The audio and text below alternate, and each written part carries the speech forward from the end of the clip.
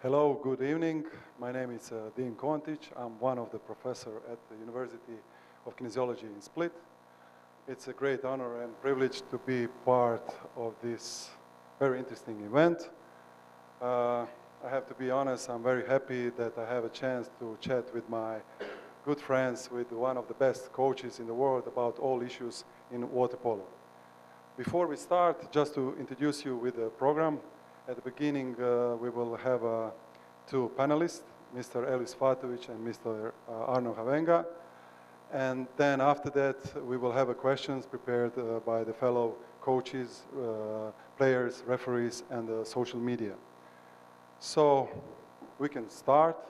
Elis is our first panelist with very interesting topic, technical and tactical preparation in water polo. Floor is yours. Thank you. Hi everyone, it's my pleasure to be here part of this group, and I'll try to be very fast. And today my couple clips and topic is more about my view on of our sport, that it's become much more dynamic, much more aggressive, and I will just try to show a couple examples that we can use in attack, in defense, because we need both parts. So before we start with the clips, I'll just say that to be able to produce all of this, that we need some quality of the players. And when we talk about that, we talk about that we want them dynamical and physical, that they are physical, properly dominate over the opponent, that they are good swimmers, they are strong, they have good legs and good mobility. When we talk about the cognitive skills, that we want players who can anticipate the game, and who can react before the opponent in order to have more chances. I believe personally that, like in every other sport, utility or all-round players are more and more important, because we know that now you have to be quality in the both direction, in defense and in attack. We know that now it's in water polo, more and more teams try to use like a second or even third center forward. They trying to find the weak links, which definitely force us to do like more things in our attack, but also force you to have more defenders. Like every player should be able to play on every position in order to be good in defense and attack. With all this characteristic, technical, we want the players who are coachable, who will follow what the teams need and what the coach is asking. And the last things for me is that we want resilient player, mentally strong, who are capable to not overreact in the crucial moment, no matter of the challenges that game will give us. So absolutely that you want players who are capable to make the best decision in the crucial moments.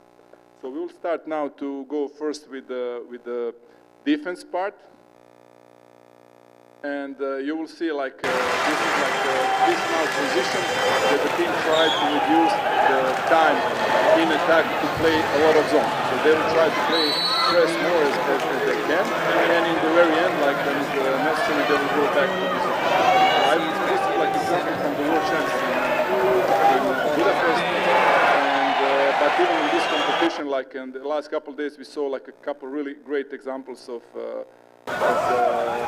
that pressing in transition. Same one example where you can see that the defensive team playing a lot of press, and in the very end they will try. They start to play zone, but when they start to play zone, it's already 5-6 seconds before the end of the attack, and in reality you don't have too many chances to produce. Now we have one example when it's a basic that set defense, and I would say my opinion that now the many teams trying to play press inspired by the Japanese style. So who play very aggressive on the line, they start to play with that because of the other things, because probably they cannot play too much zone. But they really for Greece. Minutes to play in this first quarter, off to a good start. You will see now everyone is on the line, and actually its formation like looks more that they're in attack than in defense.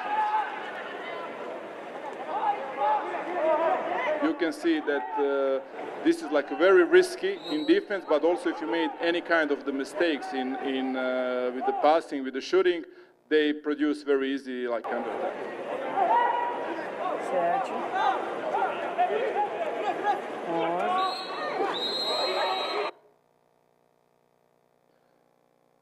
Another one example of the pressing when they start in the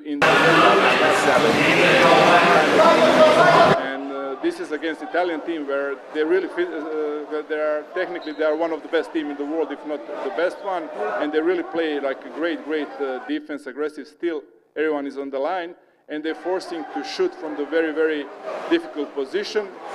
You can see now they're supporting that, and that actually one of the best attacker in the world, the Fulvio. So to shoot from that position, it's almost impossible. And the last example in defense is because there is plenty of variation after the press that you can play kind of zone depending on the opponent that you're playing and what's the tactic. But again, idea for me to show this is that with this aggressiveness that you definitely reducing the time in the zone, and absolutely that allowed you much more chances. And I think if we can talk about the just last World Championship, I believe the two more aggressive teams, they won the gold and silver medal. So you saw that from the press, they start with the zone 3-4, and then after that, they start to play kind of variation of M zone. Same as we talk about the defense. My opinion is the same option is in attack, where we know that the most fragile moment in every defense is in the very beginning, when the team trying to play kind of the press. So if you use that opportunity, if someone in defense made a mistake or you have some mismatch in attack, absolutely everyone try to score in the very beginning.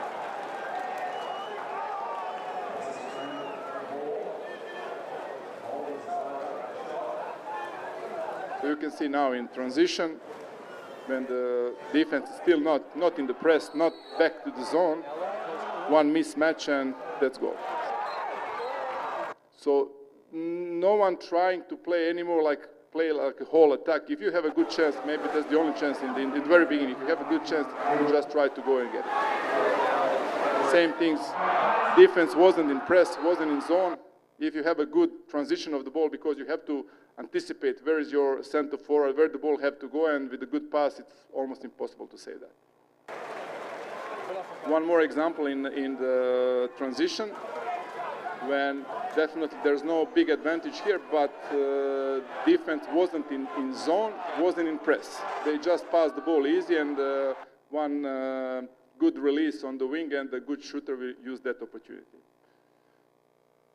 Now is the one example where defensive team playing press, and when the offensive team have really a lot of good movement first to broke that press with the second drive, and that forced the defense to play more zone. But then also when we talk about aggressiveness, we can see here like how aggressive in that zone was the attack, and they produced like in the end opportunity or for the shoot or for the pass on 2 meters.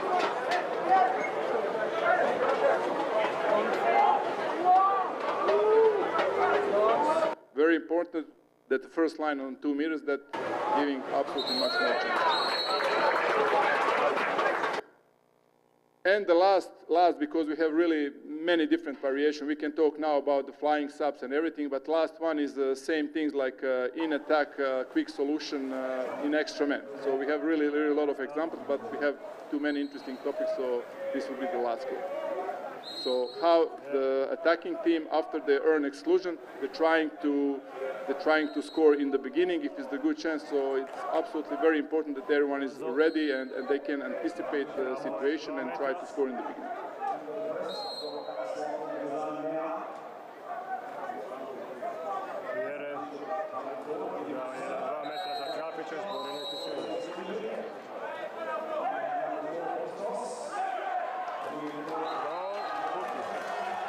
Okay, that's the very end of my short presentation, but I just want to say that how I see the water polo and generally sport, that we can try to take opportunity and to produce faster as we can, because if we're wasting our time, we play like a 10, 15 seconds without any aggressiveness, in the very end, it's very, very difficult that we can produce something in both directions.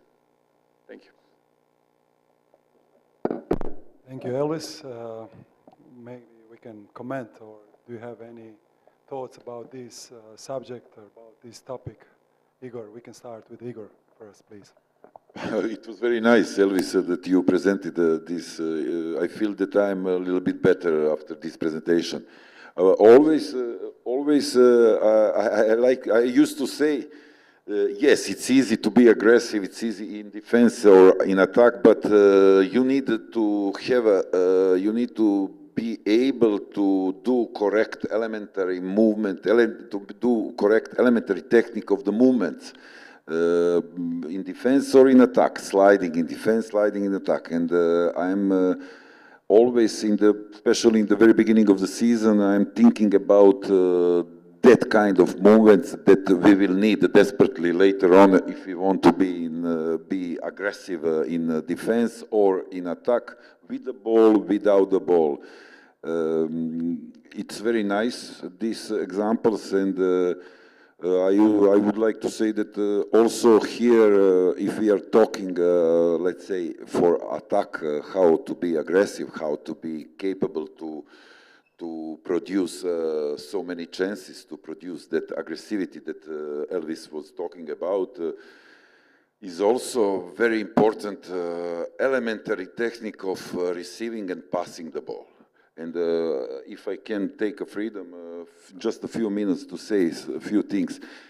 I noticed a lot of players that even in Hungary, Serbia, Croatia are not doing correct receiving and passing a ball. If you are not able to receive on correct way the ball, and you are not able to make goalkeeper dancing, you are not disturbing goalkeeper, then you are not efficacious players, and you cannot arrive to that aggressivity that Elvis was mentioned. If we are talking about breaking some kind of zone, if we are talking about man up, without nice, correct receiving a ball, and when I'm talking about that means that you have to receive a ball through finta, that you have to pass the ball through finta, and then after that we achieve the space enough in front of us, after that we disturb block player, after that we push goalkeeper to dancing, as I used to say. Then we can talk about this tactical variation, let's say for man up or for attack.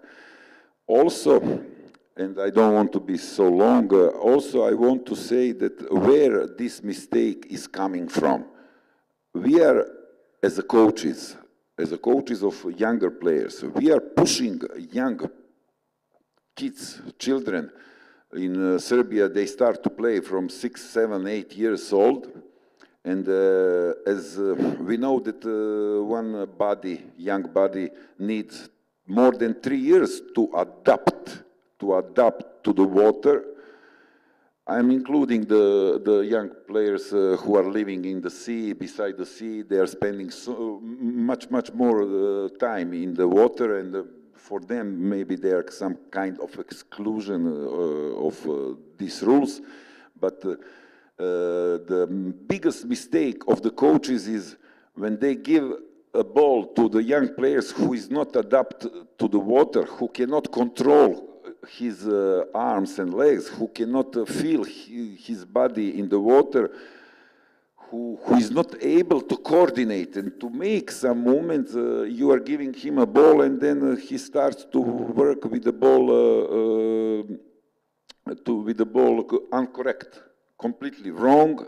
Then he's learning wrong movements. Then when you come to the juniors, you need to correct. Then you are not able to do aggressive way of playing attack, let's say. And as a conclusion, I would say, just not to open that mistake space, I want to say, we as a coaches, especially for these young players, we have to take care how to push them to receive and pass the ball. Usually I'm doing that through phases. I'm learning to be prepared, learning a kid to be prepared, and learning in the very beginning, learning to attack the ball. And for me, it's enough in that period then to help with the ball on the water, to help with the water and the ball, then push him in the right position how to pass the ball. Also, I will, at the end of my this speech, I would like to mention, do you think that a player should work bicycle work or breaststroke work when he's passing and receiving a ball or shooting? That is something that I want just to make as a topic to think for you. Thank you very much. Thank you, Igor. Later we have some questions related on this topic, so we will continue with the next presentation and we will have time for discuss about this. So the next one is Mr. Arno. Hello. For me, it's also an honor to be here to talk to you and to explain a little bit the situation, how we work in the Netherlands. Igor just said that it starts with the juniors, it starts with very young kids getting in the water, starting to play water polo. Now for us, it's a totally different situation than we have in than you are used to. We have a country where water polo is far from a professional sport. So we have many teams, as you can see in this slide. There are many teams in the Netherlands. We have 225 clubs in the Netherlands. Some of them have only one team, but others 35 teams in one club. So many people play in our little country water polo. But in the end, we are not capable to bring them all to our, not everybody of course, to our junior programs. And we have difficulty to find the talent in this. For this matter, we organized this structure. I want to show you a little bit the way we work in our system. When the kid starts playing, of course, it starts with a club. We have many clubs, like I showed you before. And if they want to do a little bit more, the average training of a little kid in the Netherlands is about 2 trainings, 45 minutes, 1 hour a week. And that's far from enough, of course, especially like Igor said, if you want to learn all the principles, all the basics, the basic techniques of our sport, it's far from enough.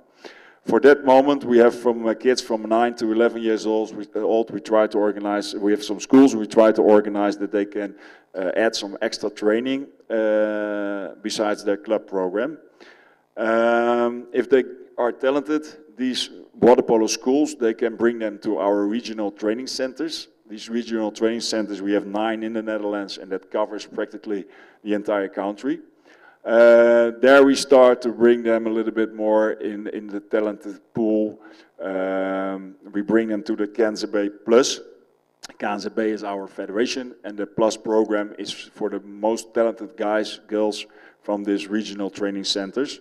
And then we bring them to our national training center in Zeist. There we organize day, some kind of scouting day where we have our junior coaches. From that point, they are close to the national team programs. Now, if you on top of that, we have our junior team programs. The good thing of the Netherlands is that it's a really small country, and we can bring practically weekly our juniors to our training camp, training center in Zeist. The juniors under 15, under 14, under 16, we bring them weekly, under 17, under 18, twice a week maybe. And starting the S-1 program, that's the program under seniors, we might bring them more because they can join also the senior program. And our senior program in the Netherlands is a full-time trainings program. The situation in the Netherlands is different than in many other countries because our national team program is leading. There's a good collaboration with the clubs, but the clubs in the Netherlands, our first teams, the teams in our first division, they practice 3 times, 4 times a week. That's a little bit the maximum. So they need to do more, and we need to bring them in a full-time program. So in Zeist, in our national training center, we have there the full-time program for men and women. And that means that I think every program that you will recognize from your clubs in the professional countries is the same we copy in our national team. We learned from this that it's combined with the clubs, it's maybe too much. So we do now a hybrid program. We bring them a little bit more to the clubs and a little bit less in Zeist, and some specific moments during the year. Preparation of the main tournaments, like now here the European Championships, we bring them together daily, of course. We also promoted many players to play abroad, to live their life professional in Spain, in Greece, in Hungary, to have this experience, and also the education, like Igor mentioned, on that specific level. We also started our water polo academy. I didn't mention here. We have now in Eindhoven, a little bit south of the Netherlands. There is in the pool where we organized in 2012 the European Championships. There we have a water polo academy where we have 16 boys and 16 girls studying, living, and training every day. The problem there is it's really good. I think we bring them in a specific professional environment where they can prove and where they can learn to be a professional athlete, especially in water polo, of course. The only thing is that it's not really close to the club, so the combination with their clubs is a little bit difficult. So on Friday they travel back home, they practice with the club, and Saturday they play the game, and on Sunday they hopefully have a day off to be back on Monday in the academy. But I think that this is a good start to get our sport a little bit more on a professional level in the Netherlands. This is our training center. I think a few of them, and Radke just said that he was there as well in 2016 with Brazil. It's very simple. It's very old, but we'll close in 2 years also. We need to find a different space, national training center for our programs. But for us, it's really suitable. We have everything together in one place, and this is what for you are very familiar probably, but for us this is very exceptional. And this is the training center in Eindhoven, where we have all these kids living and living their dream, actually. Totally different situation than probably every one of you is experiencing, but for us this is the way we try to make the next step, and our goal is to be part of the big group of 8-9 teams in the world. For the women's side, we did already, we are there, but for the men's side we try to manage to reach the first 8 on this tournament, and it will be a big step, and from that point on we hope that it influences others, and it motivates a lot of kids and also our talented athletes to do even a little bit more than they did yesterday. Thank you. Thank you, Arno. Maybe some comment, Radko, maybe because you have experience working in US, in the area where it's not professional level. What are your thoughts? Yes, Arno explained us the situation in Netherlands, where the water polo is on the very good level, not the water polo on the top niveau, but you're working with the youngs, very useful and exemplary. I try to change all the organization of the working with the young age group in the United States, to working with the coaches, to working with the competition system for the kids, working with some technical elements as Igor mentioned before, but the more of that is that we have to arrive on the much more competitive games, and so what is the problem for these countries that are a little bit isolated from the other countries that are playing the water polo. So with a lot of games that they are playing, so they are used to memorize the situation, and some situation it's repeated later and later. So this the decisional process of taking decision what to do in some situation. Our players in Europe, for example, we don't need the time to elaboration for this. We react, so it's automatic. So this automatic decision that we need for the game. So what Elvis showed us, this game, that is active game. If you want to have active game, you must take the right decision, but very quick. So, and especially this situation when you have to use the beginning, you know, that the defense is not organized, so you have to register this and you have to use this. So that you can arrive on this level only with playing a lot of games and a lot of the good games. I have also experience with the age groups that we organize in Italy, that's called Haba Vaba, that we have a big festival, huge festival, the kids under 9, under 11, under 13. So we think that this is the way that they can grow up with each of these elements.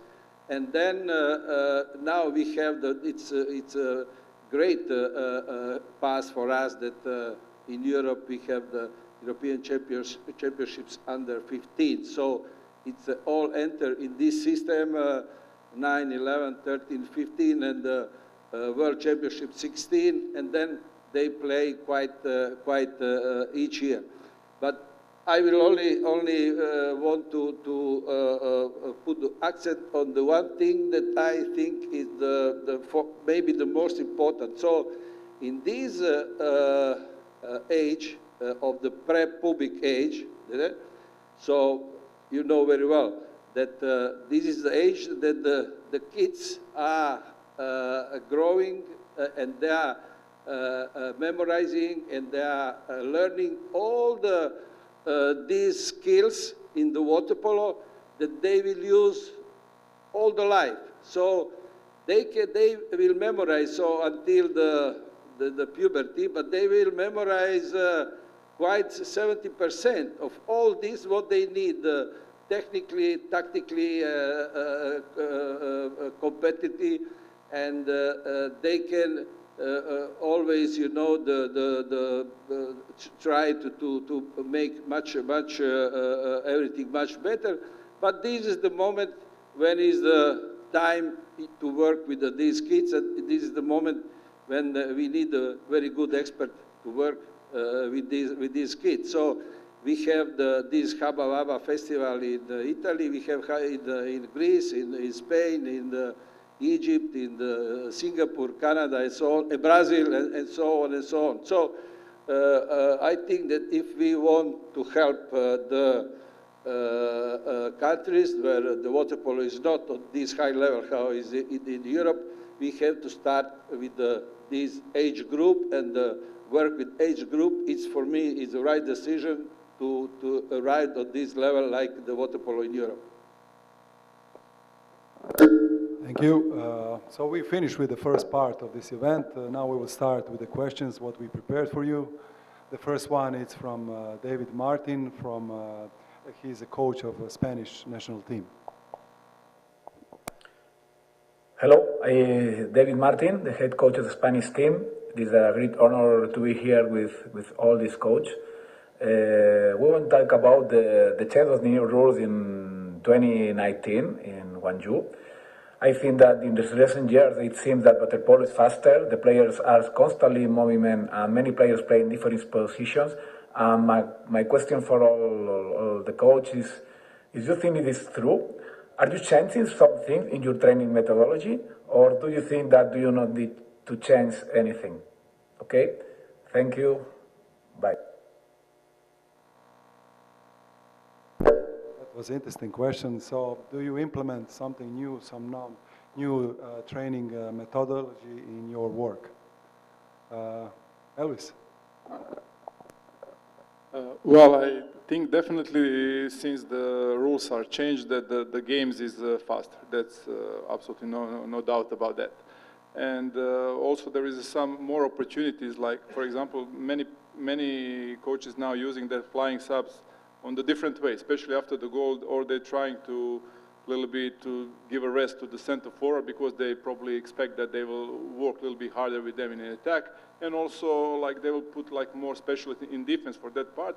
But that giving like opportunity, for example, when you are in the counter attack, that they are more fresh and they can be much more dangerous on the other side.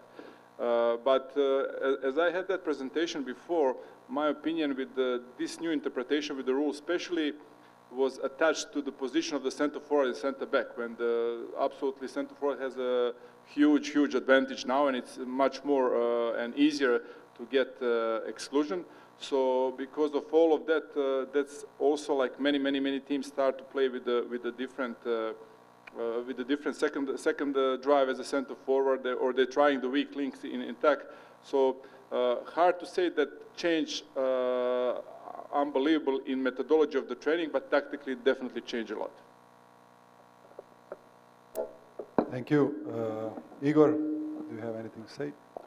I remember the time that I started to work with the seniors, and 2009 was, and in that period, really I was not satisfied because all coaches are doing the structure of the training, maybe the same methodological as I used to play in the years 80s, and it was 2009, water polo change, as my colleagues said before. Water polo is much more stronger, faster, explosive, and rules change in some points.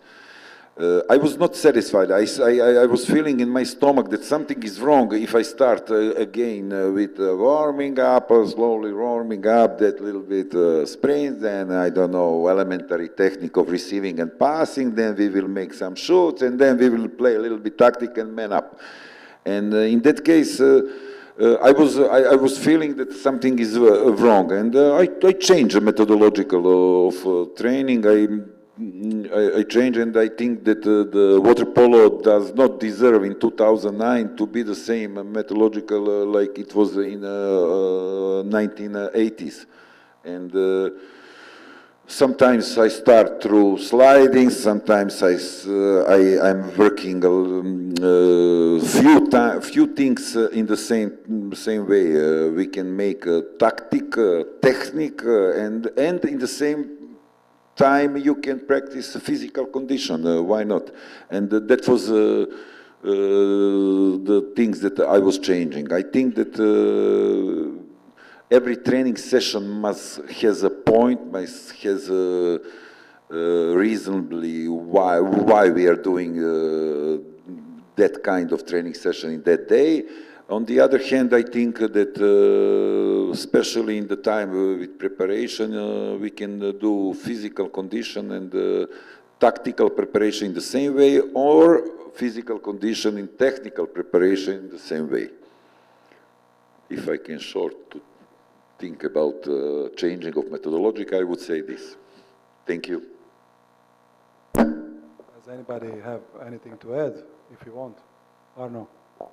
Well, as Elvis said, the game is speed up a lot, so the physical part is really important. And also in the women's side, the women water polo, there are a lot of movements. There were already a lot of movements, much more than in men water polo. So in the women's side, you always prepare the players to play in different positions, to play as extra center, to play as a center defender, because there are so many movements. You are in different spots in the game. So I think it doesn't change too much the methodology of training. I think it's already inserted in the women water polo in the way of training. The physical part is something like Igor said. You can swim 1,000, 2,000, 3,000, whatever. But we also try to mention to train the physical part during the game, because the game, like training, is, in my opinion, the best training there is. Okay, we will, because we have many questions, and the next one, I have to be honest, I'm a little bit afraid because it's about mental preparation. So we will hear Felipe Perone. Hi, dear coaches. It's a pleasure to participate on this debate. So I will have two questions. The first one is how you organize the mental preparation. I think we have a talk about physical, tactical, but you probably have your secrets. So if you can talk about that with your colleagues, it will be. I think we all knew who will start first. Ratko, please. Okay, it's maybe, and the Elvis mentioned one of these mental preparation on this video. We need to understand all the psychological situation that is in the one team. For that reason, we use many things, some diagnostics, such as how is the dynamic of the sport group, who is the leader in this sport group, and what kind of the leader is. So I always found, I was collaborating with many psychologists, and we used to these our researchers to apply to our training, and I can say that we had a great result with this. With this group of leaders, we can organize. Sometimes you cannot.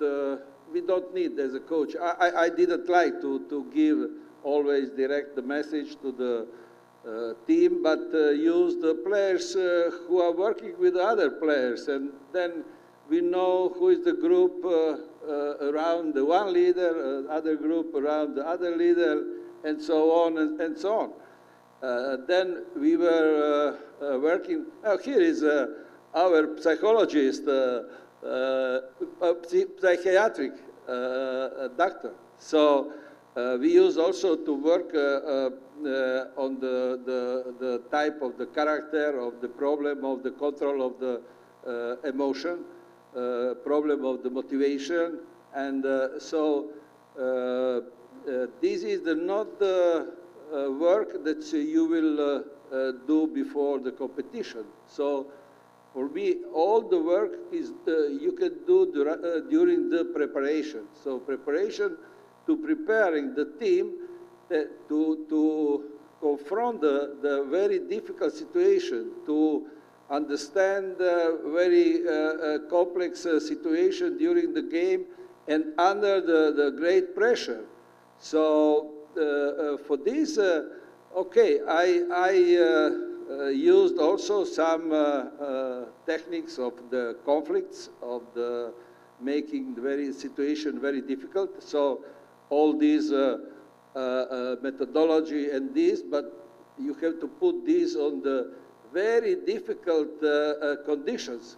So how you can make the training very similar to the game, how it's they can understand and they can function in the preparation, but try to do the same as they will do during the game. So I think not to be too long.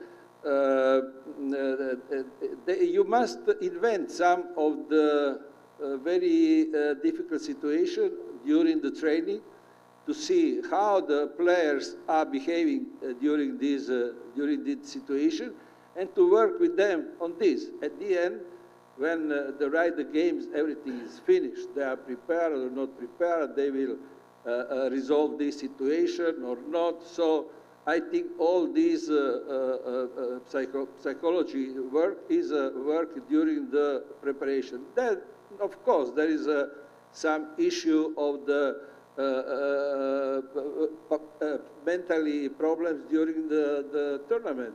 But I think that this is the duty of the coach. If he wants, he can always ask the help from the experts and to resolve this problem. But if you can build the team and the individuals with this strong mental work, I think this is sometimes much more important than some of the technical and tactical skills. Thank you, Ratko. We will continue with the next one. So next one is Aaron Younger. Hi everyone, first of all thanks, it's great to be involved in this initiative and hopefully it can help the sport moving forwards. Today I just have two questions for the coaches. The first one would be around scientific training methods. In the last 30 years you've obviously seen a lot of the bigger budget sports putting a lot of money into science and developing training techniques to be more effective and to find that winning edge. In the last 30 years has there been much change in the development of training methods in water polo, or are we quite far behind the curve in that regard? Obviously we don't have the budget and that's one of our big constraints, but has there been much development in that area? Yes, it's a very interesting question. And Arno, maybe you will be the one. There is a reason for that. Okay. Well, I think this is a difficult one. We try to manage the research. We try to find the research about water polo. There has been some research, but not in the Netherlands. So we are depending on all the research that is done in other countries. There is one organization in the Netherlands who does that for us, brings that to our team, to our staff, to our training, and we try to translate this to our training sessions. But for me, it was difficult to adapt this and to bring this in our training. I need some experts for this, and also to mention now what we had before, the question about the psychology part. In training, you need the experts on special subjects and specific subjects, and this is what we needed also in the research and the adaptation of the scientific research that was done. Igor? I don't know, it's a very large question. Science in development of training. First of all, we can talk about supplements, about recovery after the training. We can talk about the gym, transferring the work of gym in the water. We can talk about the new way of swimming, and when I was young we were swimming 6 kilometers, 5 kilometers per training. Now they are not swimming as much, but they are working something else. We can talk about influence science of mental preparation, psychological preparation, gym preparation, recovery preparation. In the water, I think we are changing things without science. But all other subjects, as Arno said, there are many types and the subjects where science can develop, improve our work.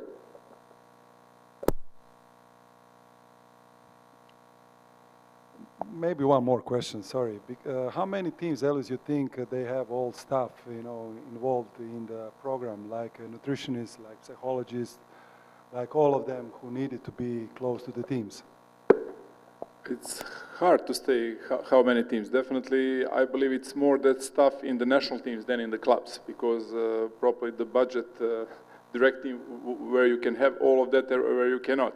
So I believe in many countries also, like, because we have coaches who are on the different continents, not only in Europe, that the programs are different, men's and women's. Somewhere they invest much more in the men's and the women's, but definitely probably not enough, and probably that's also kind of the answer of the way that Igor said, that my opinion that we are still not developed as a sport to use all these things.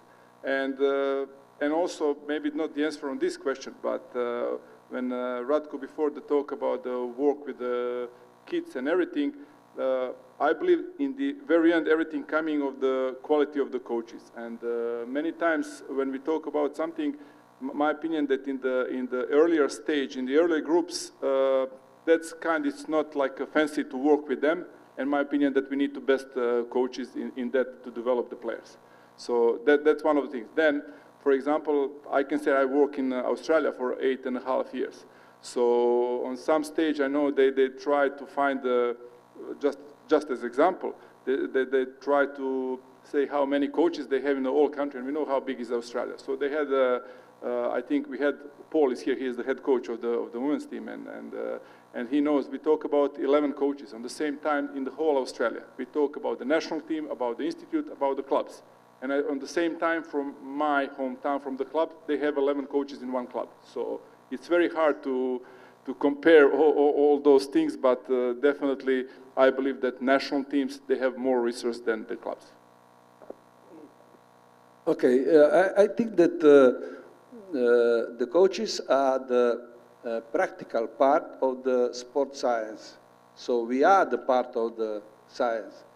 And then if we can collaborate, and I was working in Italy on so many researches, and the Olympic Committee gave me opportunity to work on all the elements of also the especially shooting or the legs work, on the techniques, on the strong leg works, and the muscular progression. And so what's happened, we have to work together.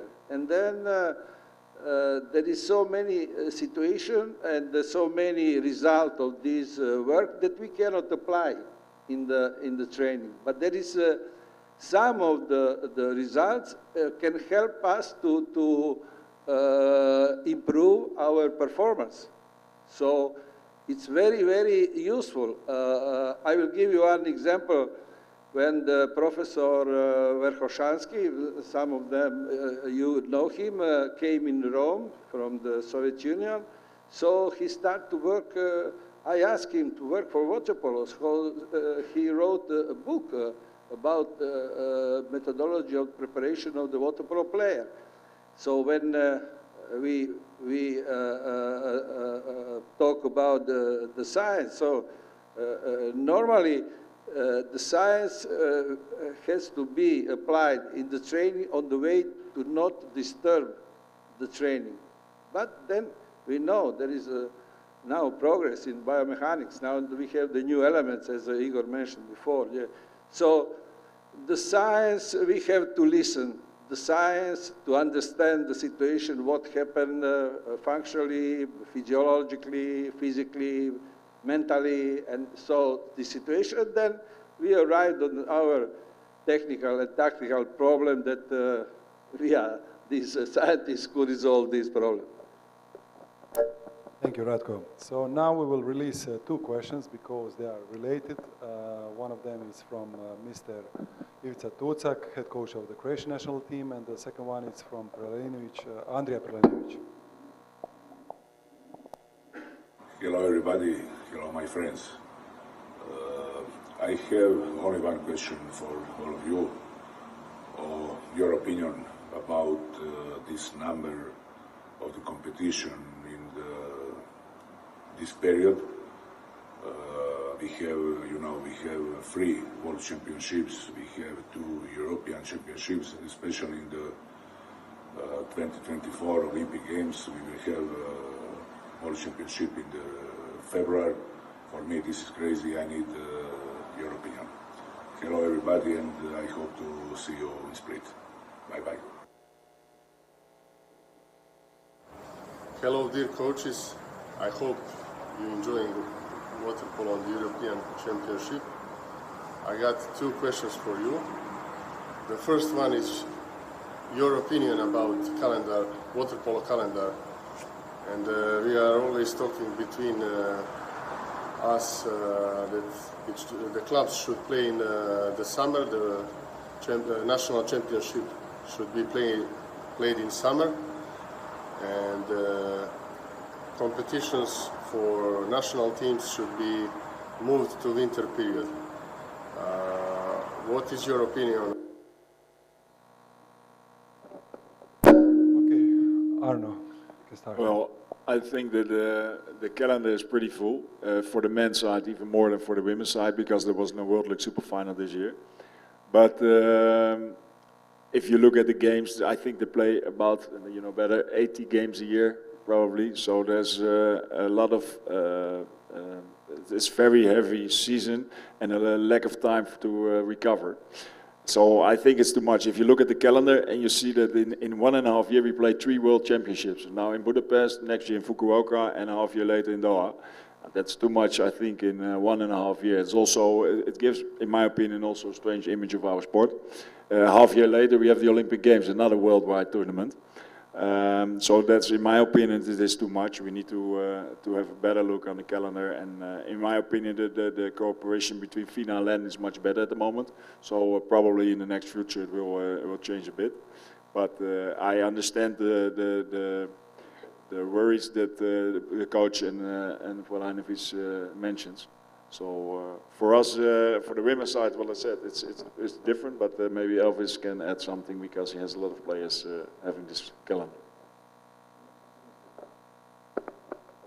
I think the people who arrange this calendar should visit the I don't know the name of the lady, but that kind of doctors should visit, and maybe we should ask another question.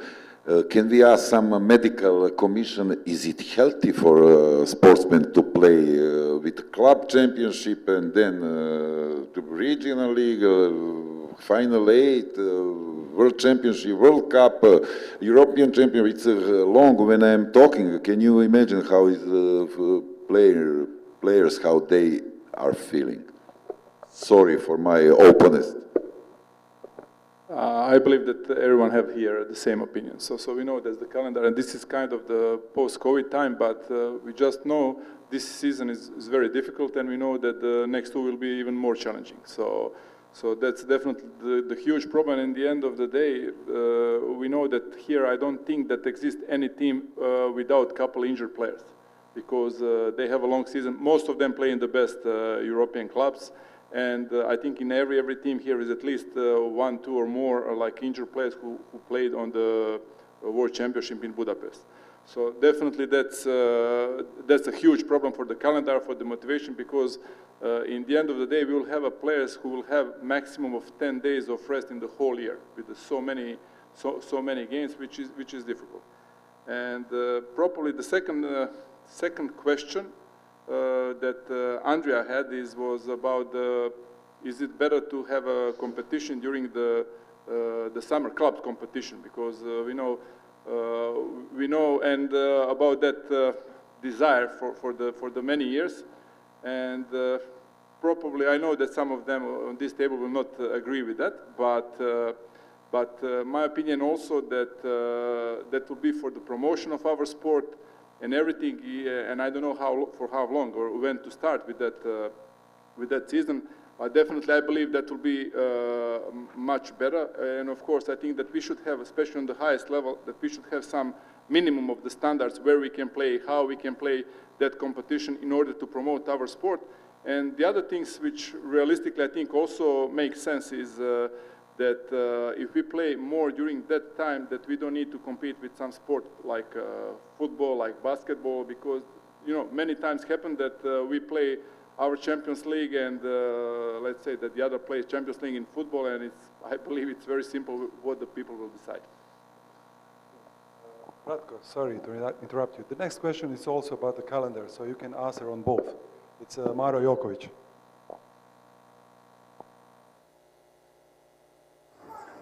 Hello, everybody. Thank you for letting me be a part of this great reunion with the coaches. I have a question for all of you regarding the rules. We have implemented new rules recently. Are there any rules that you personally do not like and you would like to change in a different way that bother you? Also, I heard we have some new new changes coming soon regarding, let's say, offside and players with the ball being always, or without the ball being always in 0 meters from the goal. I don't know, what are your opinions about? First about the calendar. So the calendar in FINA and LEN is prepared for 10 years further, so 10 years in the future, so we cannot change. So, and I don't want to cry about the calendar. It's overcrowded, of course, but who will adapt on this calendar will be better. Then I was talking with his player, with Perone. He told me that he likes to play so many games, and you don't play so many games. 80 games is not it's not NBA games. No, in these 80 games you have 20 games strong, and then others are medium and low level. So you can organize your program and your preparation based on how strong the games you have, what kind of the competition, what is the priority in your programmation, what is the most important, and so on. So, you know, we need to adapt. I think that the reason for this is that we had a COVID period that we didn't have any activity. So now some of the leaders of our movement, they want to recover a little bit what we missed in this period. So now it's to adapt and try to be better in this situation. So for the rule, I'm not satisfied with the rules, and I'm not satisfied with the games, what I'm watching. So when we started to working on the rules, it's 2013, and we tried to introduce some of the changes with the objective. It's to make the game much faster, much dynamic, to give the possibility to player to show their qualities as a player in the shooting, in the driving, in the all, to make some position to have the very strong physical contact. So I will tell you that when I was in Italy, we made one study asking the people who are not experts on the water polo what they like about water polo. So what they like the swimming, moving. So the transition game, what we saw here, transition. They like shooting. They like this strong physical contact on the 2 meters. So I was proposing at that time to try to prepare the rules that will emphasize these all elements. And for example, on the center forward and defender, not to whistle anything, leave them to to fighting until, you know, there is some violent movement. But before that, nothing. You know, what is now, somebody know what's happened with the 2 meters center and the defender? No. They are going down, and they are, you know, the concept wrestling. Center wants to take the front position and so on. So why I should give somebody this advantage? And some of the rules, it was good. Some, for example, the foul outside of the 6 meter is a great rule, and that is some new thing that. The flying changes outside is also, but sometimes we are watching some boring games. You know, there is no movement, there is positional attack, center forward, and we are playing 30 seconds and so on. So I like this, Elvis. You know how to. You have to try to resolve to use what's happened situation. Sometimes in positional attack, it's much more in favor of the attacker than the extra man. So why we need this and this and so on. And I then didn't understand this rule on the 0 meter. I don't know what Jokovic was thinking. This sets of questions, it's all about the rules, so we will start from different perspective, two referees. So Mr. Boris Margeta and Georgios Starvidis. Hello, my name is Boris Margeta. I am president of World Water Polo Referees. Dear coaches, dear guests, thank you for invitation. And my question for you coaches would be, how do you see development of the rules in past few years? In fact, water polo game, and what should we all, together with you, done in future to have less physical and faster water polo game? Thank you very much, and see you. Good morning, dear friends, dear coaches. Good luck in this seminar that will be during the European Championship in Split. My name is Stavridis George. I'm the Vice President of the Water Polo World Association of Referees. As also you saw the video of our President, Mr. Margeta, so it's time for me to present one question to you. So my question is, when we have one team and play men up, and the excluded player enter before the time of 20 seconds, what will be the decision? Good luck to Split.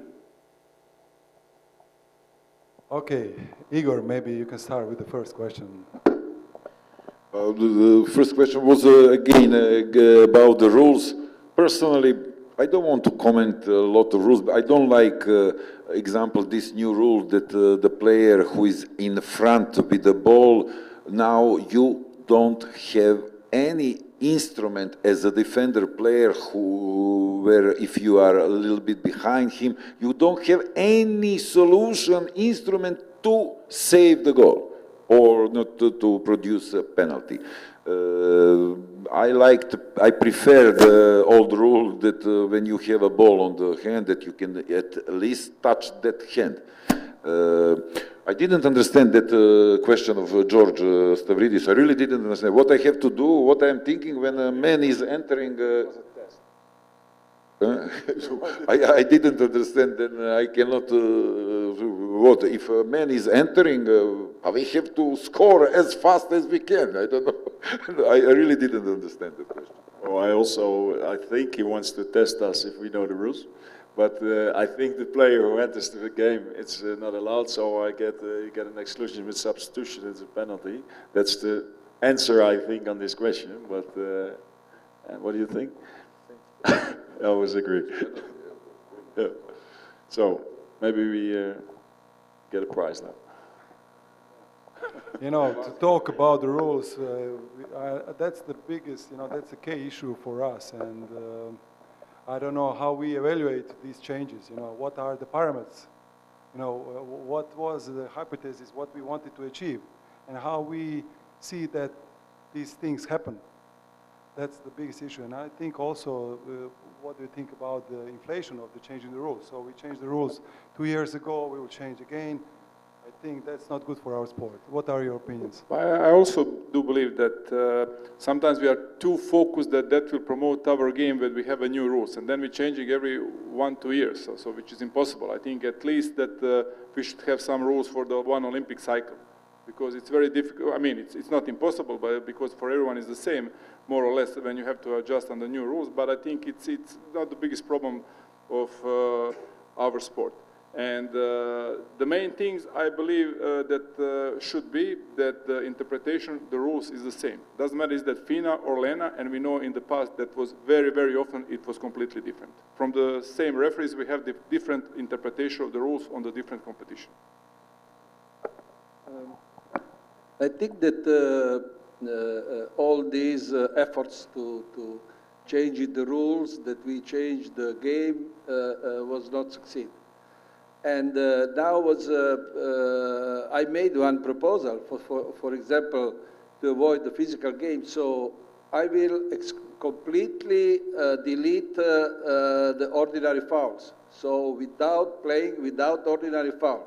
So when I was a younger coach, I was analyzing coaching. So I remember that it was about 150 whistle during the game, and we are the whistle and the whistle for every single things, and this is the festival of the whistles in the water polo games, and the people are asking what's happened, why they are whistling so much, so many. There is no game in the world with so many whistles. So if you delete the ordinary foul, then each contact which is not correct is exclusion or penalty. So if you want to defend the game, you defend with a very strong sanction.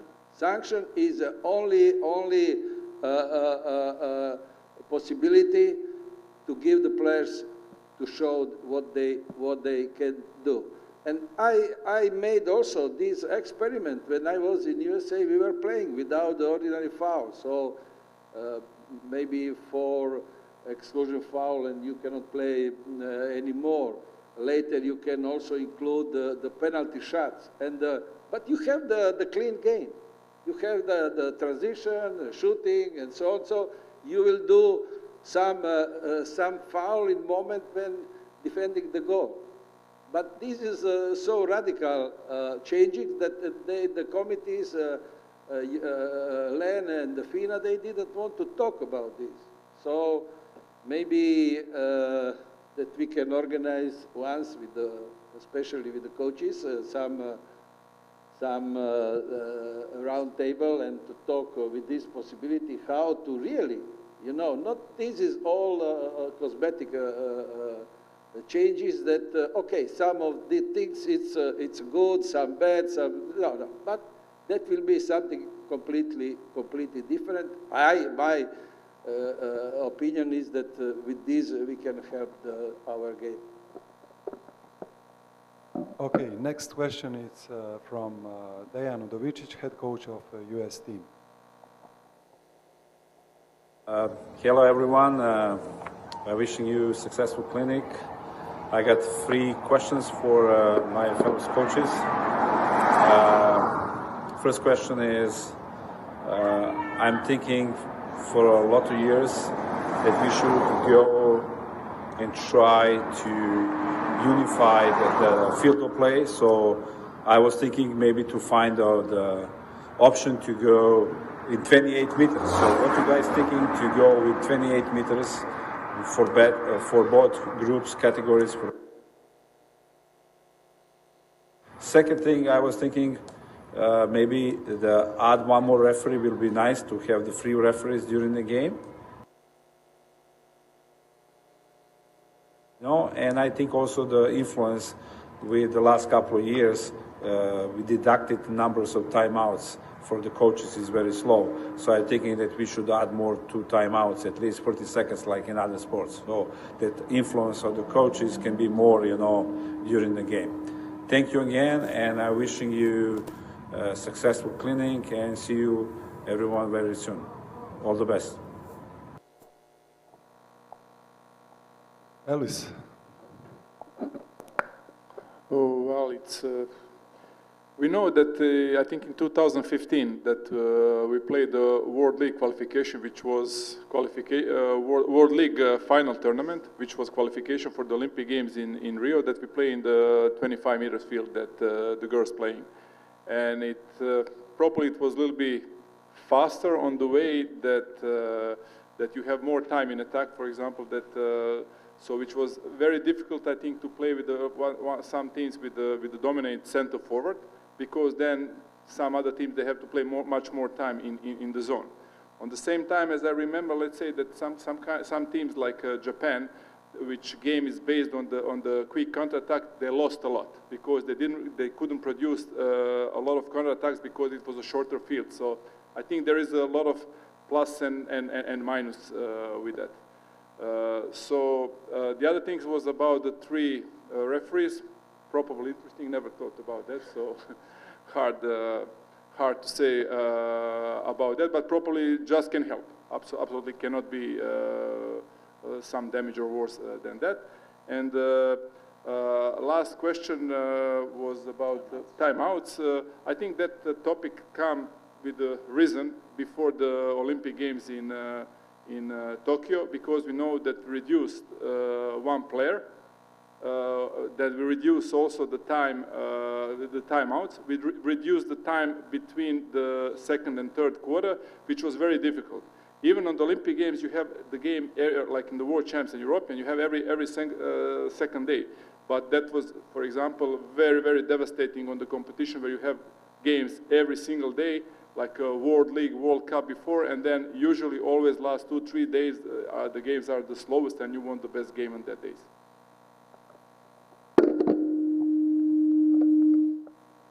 I agree completely with Elvis. I wouldn't really have nothing to add, or I completely agree. I don't have to say anything. Okay, there's more questions. The next one is Alessandro Campagna, head coach of the Italian national team. The second question that I put on the table is that, my opinion, after Olympic Games at World Championship, the only big tournament, big event, which have a good image, technically of course, but also image outside for our sports, is a Champions League for clubs. And we have to press LAN, we have to speak with them in order to create a better event, to create stronger impact, media impact, and also economical impact. Because if our best tournament doesn't give back money for the clubs, money for the players, not only money, also good image, I think we remain poor. So Ratko knows that many managers, many third part who lives in London, who lives, which are, they can bring strong sponsors, they can bring all the event and play in amazing arena, maybe in London, maybe in Paris, some metropolitan cities, and only in this way, with 3 days, with 10,000 people, you can think bigger. We have to think bigger, and if we cannot do it with our best event, we will remain poor. So I think these are two arguments that we can discuss. But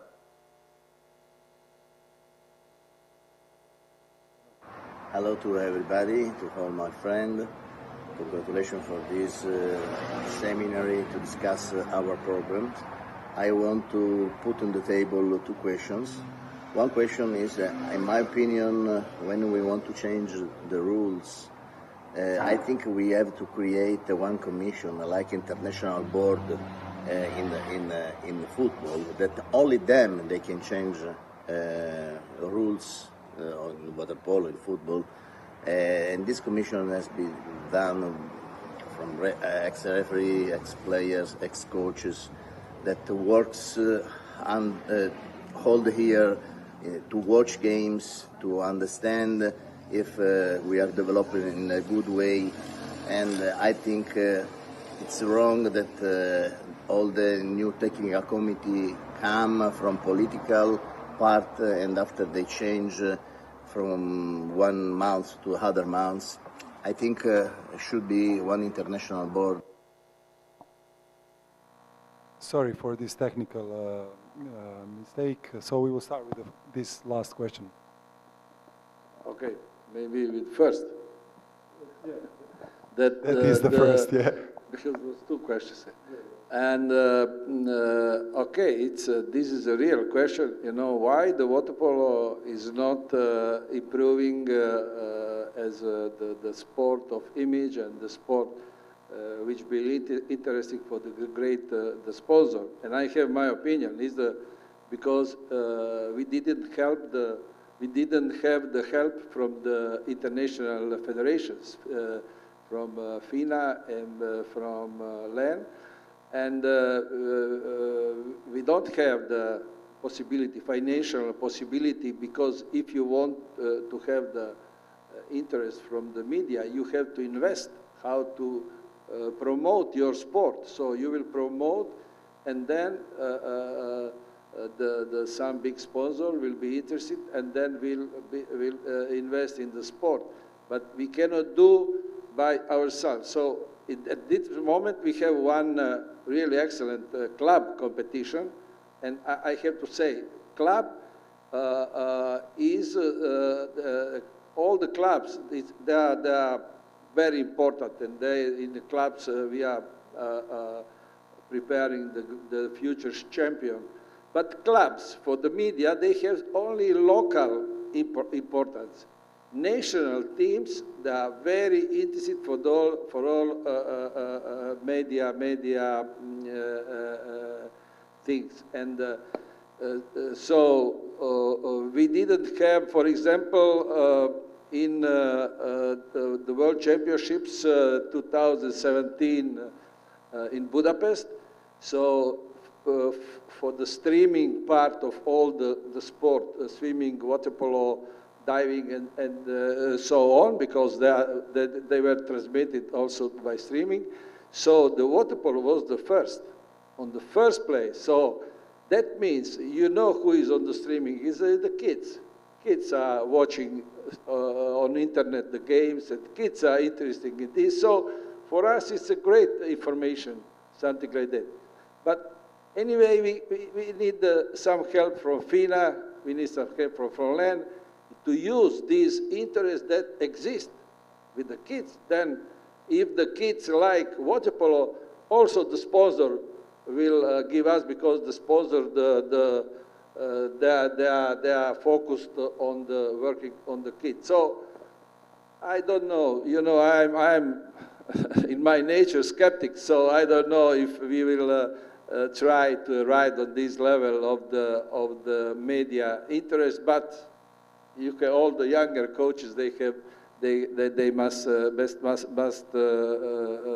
try. The next question, what was the next question? Okay, it's something that we can do also without anybody. We can organize by ourselves and use some occasions like these European Championships, where we can have all the experts, and we can talk about what we want from the water polo. I don't believe that the technical committee of FINA and technical committee of LAN is able to do these things, because what Igor told before, they are selected more by political reasons than by technical reasons. So we need to talk among us and to try maybe to find some solution, to prepare some project, to some program, and I will be very happy to participate in this commission. Okay, if anybody wants to add something about this, because maybe I will repeat myself, I think the main issue is we need to put the standards on the table, and I think you experts, you are the one, so you are the one who will, do that changing in the rules and to see what we're expecting from these changings and everything. Yeah. Okay, next question. Hello everybody from Brisbane, Australia. I'm Simon Daly, the founder of Academy Water Polo.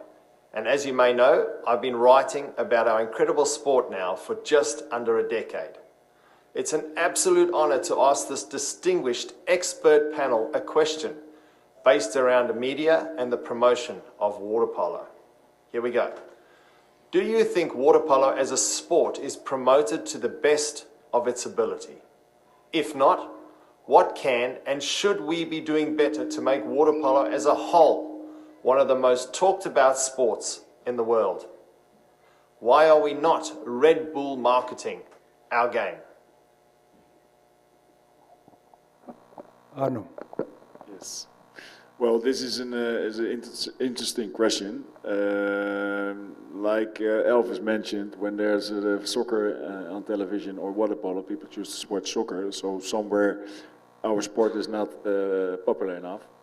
When I speak for my own country, the Netherlands, we are depending on Olympic Games to have some coverage on television. We are depending on swimming during the World Championships to have some journalists traveling with the swimmers and writing something about water polo. So this is the situation in the Netherlands.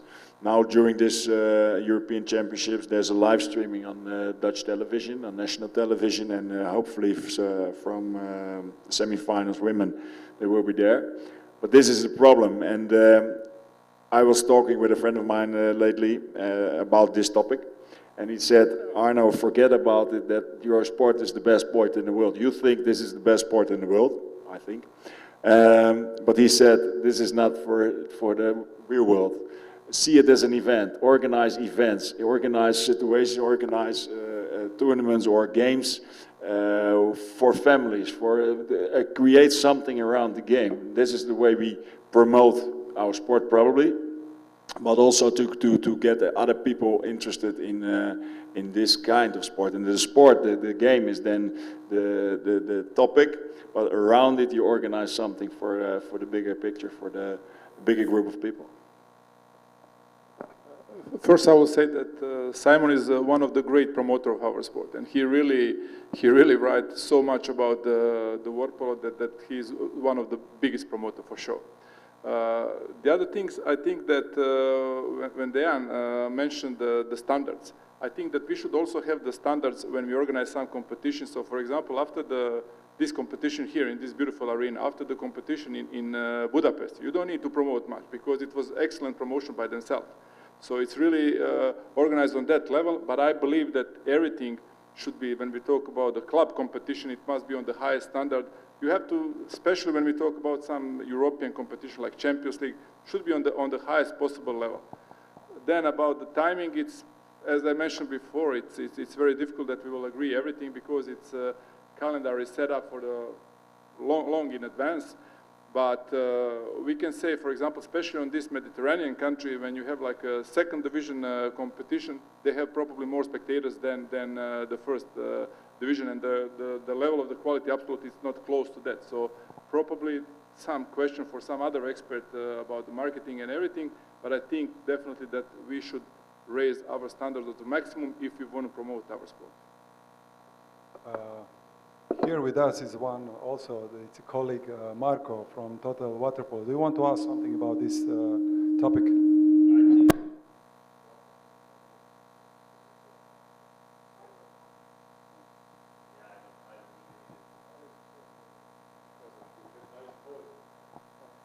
I believe that the promotion of water polo is really topic for the whole conference because coaches are important, but also the players who are still not onboarded on how to do proper promotion of themselves, because water polo is still a small sport and they are not used to any attention.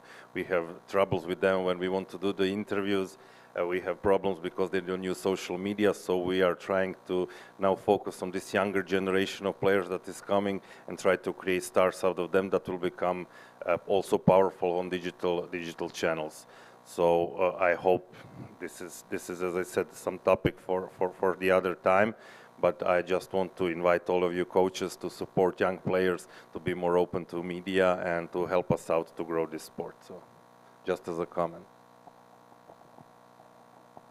Okay, thank you. So we have two more questions. Just, this is almost the end of this program. So this one is more relaxed, and the first one, I think it's from Andrija Prelinovic.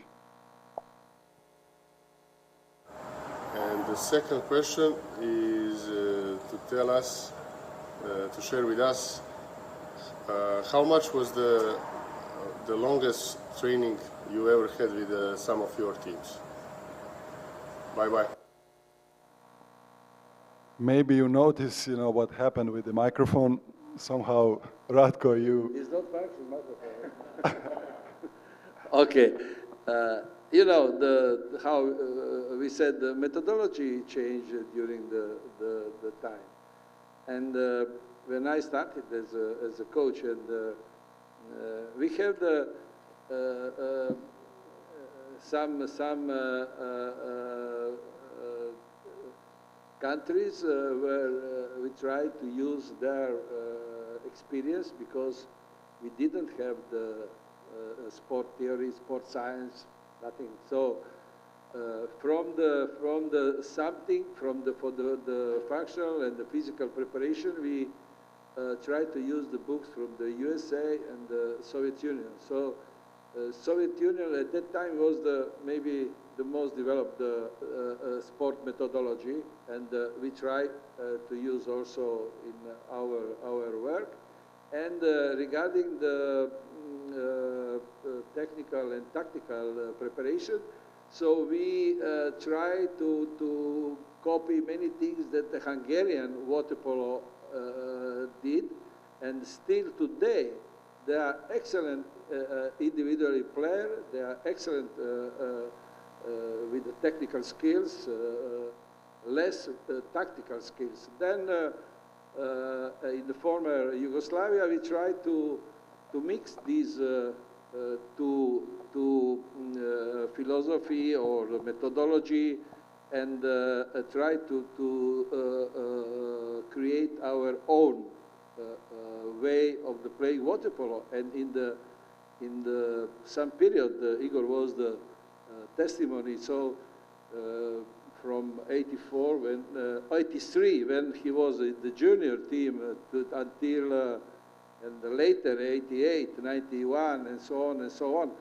And we were dominating in the world water polo. But the question, I was working very much, and all my philosophy is work, work, and the work. And I think that working very hard, you can form also the players who can have the so mentally strength that you cannot imagine. A few days ago, I read one article that they said, what is the most famous game in the history of the water polo? And the people said it was the game Yugoslavia, Italy, 86 in Madrid. It was the, how many was? 10. We played 3-4 hours the game. So then at this moment, this period, we didn't play every other day. We play each day. So you have the World Championships, Olympic Games, that you played 7 or 8 games in 10 days. So you must be prepared very well. And we were prepared for this, but we trained very, very, very much. So I was also making experiments. So for example, when your training is during 4 hours, one training, so 4 hours before, for the warming up, we play soccer. Then depend on the result. If I was losing, then we play until I win this game. Then we have the gym training. So this is about 1 hour, 2 hours, and 4 hours in the water. So it was not so difficult training, but to be 4 hours in the water is so difficult. It's more difficult mentally than physically. So I was watching what was the reaction of the players, how they react. So this was one test. So after that, I didn't repeat 4 hours, but it's 3 hours was usually the training, and also in the afternoon. I cannot say if we need today such training or not. So if you can hear some of the basketball players or this, that how they were organizing preparation before, all the time, the 3-4 months preparation, for the one, and now it's not possible for this, for the calendar. Now, for the reason of the calendar, we cannot have this kind of the preparation, and then we try to find some mix of the, or completely specific conditioning that is used many coaching, or me too, now in this situation.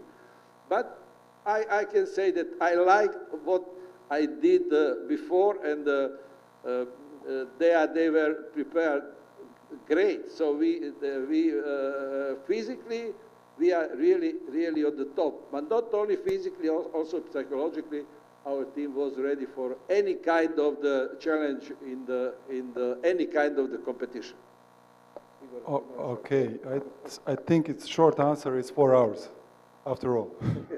Okay, thank you, Ratko. So we have one more question. It's from Felipe Perone.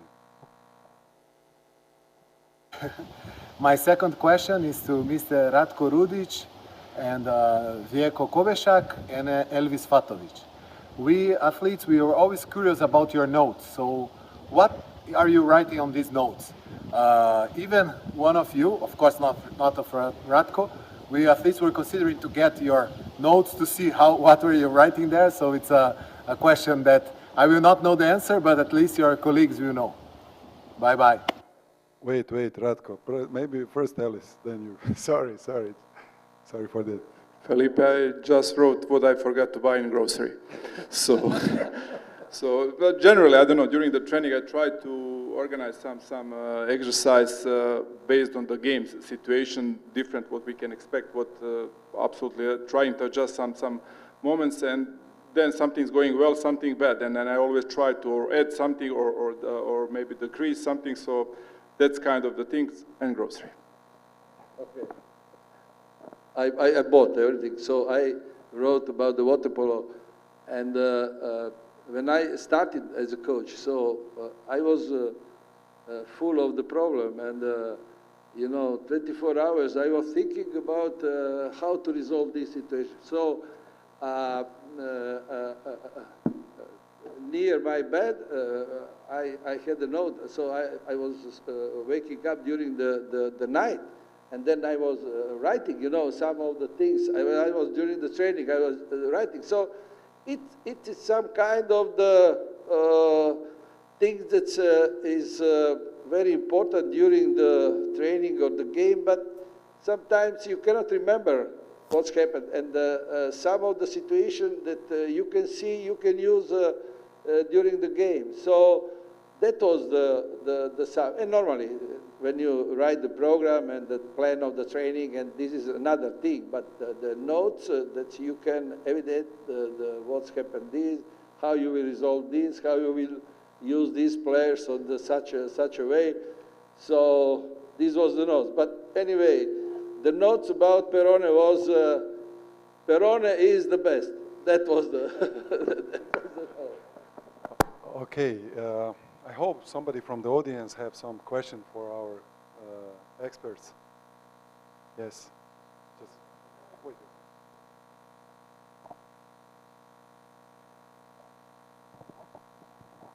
Hello. I would like to make a question to Mr. Ratko Rudic. I would like to ask him regarding if, I don't know if we'll met this situation, probably for sure, because he's the more experienced coach of all time, maybe, for sure, or for sure. If, for example, before one big competition, we have a conflict in the team with two players, let's say, a few days before to go to the Olympic Games, and two of best player of him, they start to fight in the practice, like punches and everything, because that can happen. How you manage to resolve that conflict? How you manage to put them together to work and because it's very difficult. No, it's a wound between them, that relationship, and also I think that thing can affect the team a lot. No? How you manage to resolve that in that situation?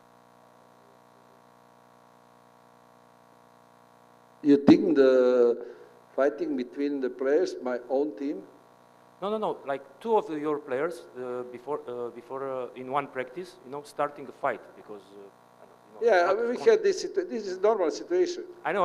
How you manage, how. You Yeah, I let him to fight, and then who is stronger is a little bit better, and the other not. Then when finish everything, I talk with them, and then they are very understand the situation, and so when we were talking about the psychological preparation, also this is a psychological preparation. So you resolved the problem between two players after it's very evidently what's happened with them.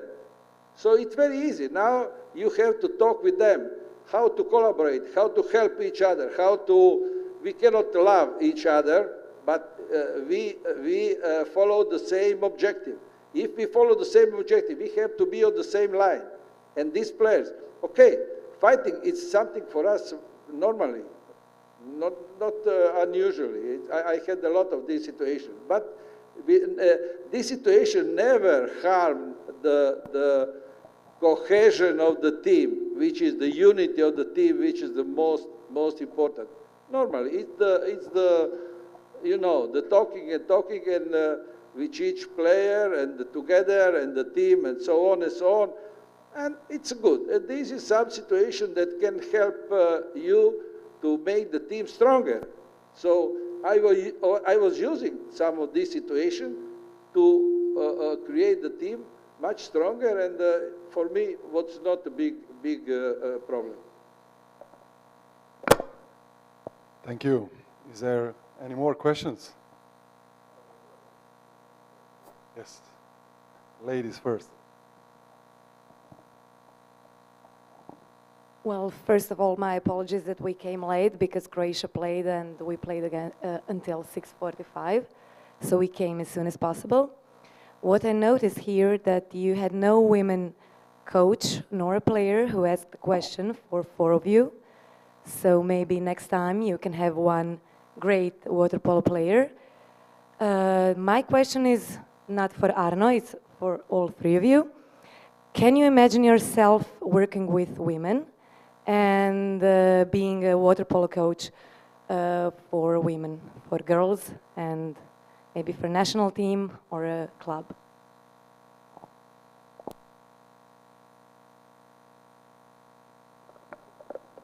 A lot of times I was thinking about that. Whenever I watch the game when women are playing, I think that I could make big progress in that team. Same. I was in Australia for 8 years, where properly women's water polo is more developed. In the end of the day, they won the gold Olympic medal in 2000. So, just a simple answer: yes. Okay, I have one who was in some period, especially at the beginning. I was under-evaluated the women's water polo, but that I changed a lot about my opinion about the women's water polo and the importance of the women's water polo for the water polo. So now we know that in the United States, the women's water polo is the fastest, fast-growing sport in the United States. And for us, the women's and to have a lot of number. And in Croatia we had, Mia know very well the problem. Sometimes it's our tradition and the patriarchal system is our limit, and so on and so on. So I think that we have to help the women water polo not only for the sport, but also for the cultural changement, for the cultural development here, not in the USA or so. So. Okay, next time, it's not our fault, it's the fault of Professor Kontic. The next time you will be here. Okay. Arno is here, but he's not the woman. Yeah, I can accept that, but maybe you don't know. We invited first Adam Kirkorian, head coach of the US team, but he couldn't come, and that's the reason we wanted to have somebody from, that surrounding, like that's the reason why Arno is here. But it's very hard, as you know, to find the best people and to, on the same time, to be here. So you wanted one more question, yeah?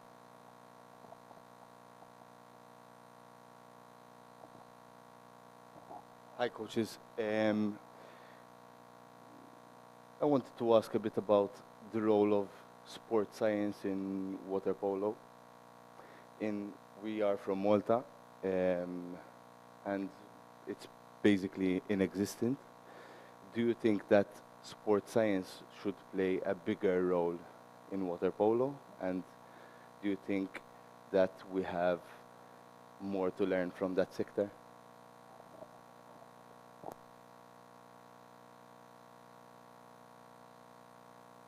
We were talking about this, so the sports science is this part of the experimental part of the sport, and we are this practical part of the sport. So some of the collaboration of these two parts can born something very useful for the water polo.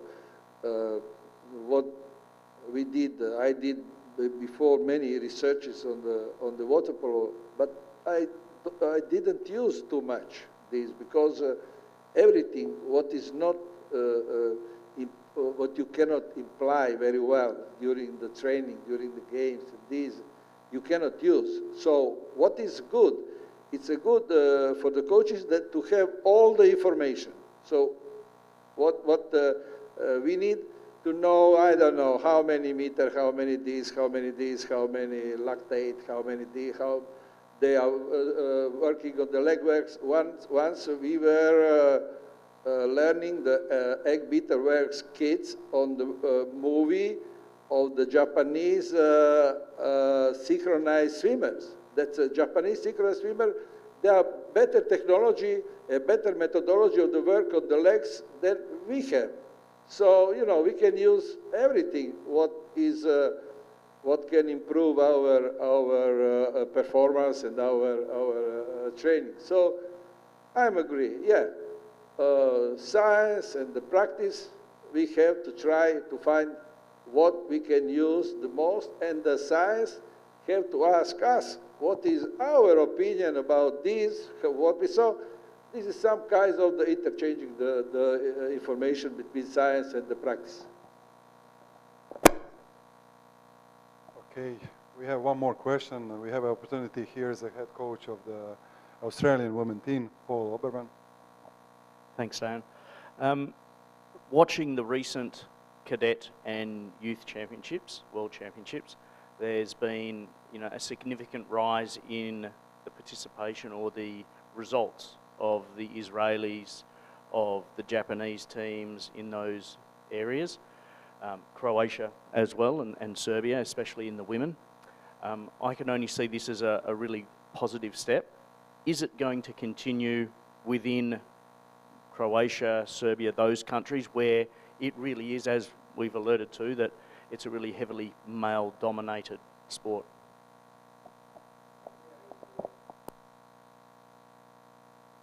Here you have the Croatian coordinator for the women's water polo. So we intend to continue with this our program. We have some very good young players, as you mentioned, and we don't know how time we will need to arrive on the senior level. So who knows this? So I remember very well when the Greek team the Greek team was on the low level, very low level. And then they was working 20 years to arrive now on the silver medal Olympic Games, third medal on the 20 years. So I don't know, maybe we will arrive in the 10, in the 15, but in any case, we will not stop. This is our decision of our federation that we will help the women's water polo to continue with this program. Then I don't know for other. Maybe one more question, or One more. Okay, this will be the last one because we need to finish, unfortunately, this event.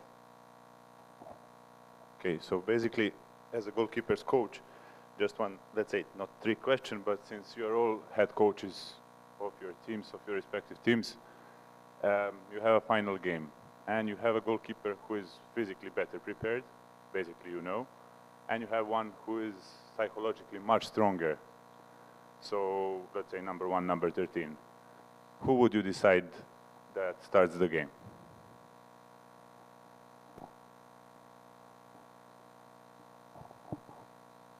That one goalkeeper is physically better prepared. That means nothing for me, and really I would like to decide before the last day and before that very important moment.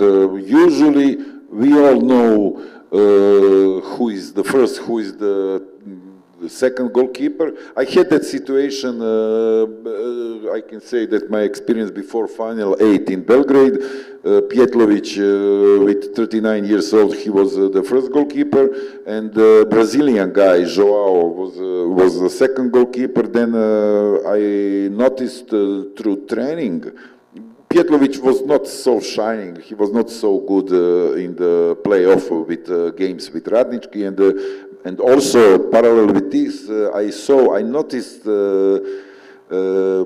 the through trainings that this Brazilian guy who was young, who was very quality of the person and very light and a nice guy, who was working very hard, and he was motivated a lot of, and I remember in the first game, in the first quarter of the playoff game in the Belgrade first game in the playoff, I put out Pietlovic in the first quarter, and then after that playoff and the Champions League Final 8, this Brazilian was from the beginning to the end. I understood very well your question. Usually it doesn't happen, but as you ask, it happens to me, and then I put this guy who was, let's say, psychologically better prepared and who was better motivated, if I answer.